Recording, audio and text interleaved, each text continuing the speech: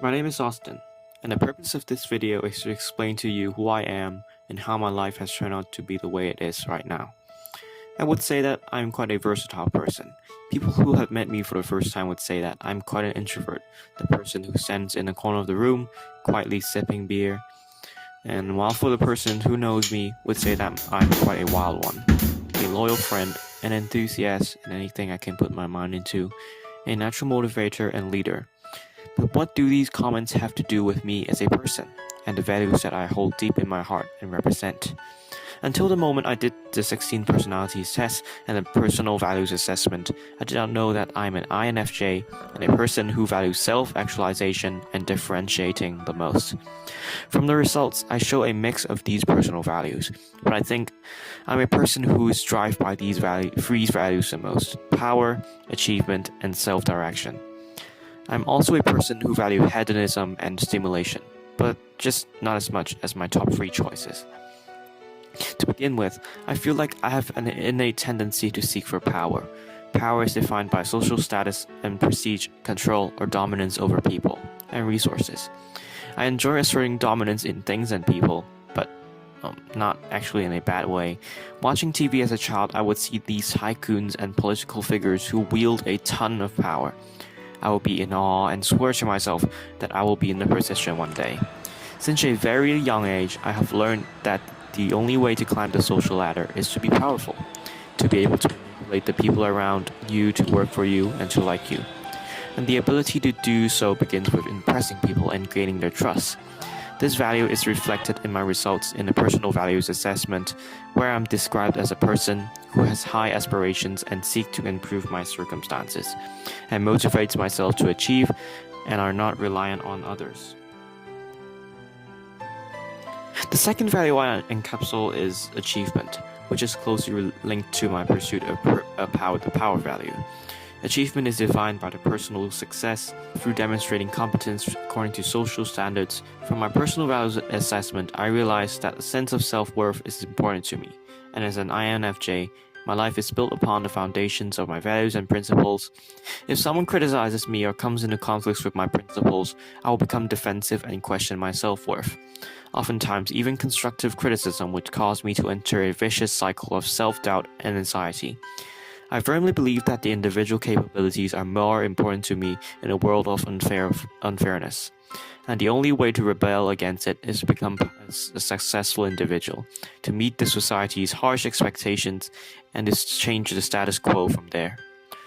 I am thirsty and hungry for achievement, probably because I joined a lot of competitions in my own free will since I was a young boy. My parents would say to me, winning is only a bonus, and tell me that I shouldn't be discouraged for losing.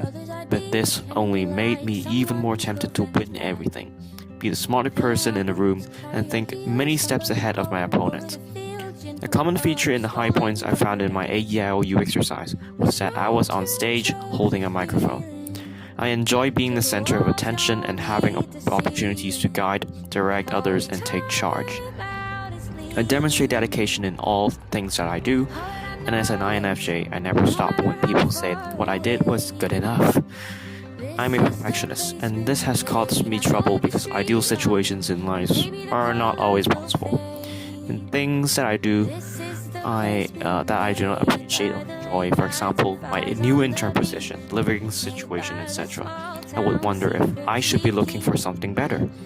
That's why the term of my internships are usually short. I just can't settle for imperfect things.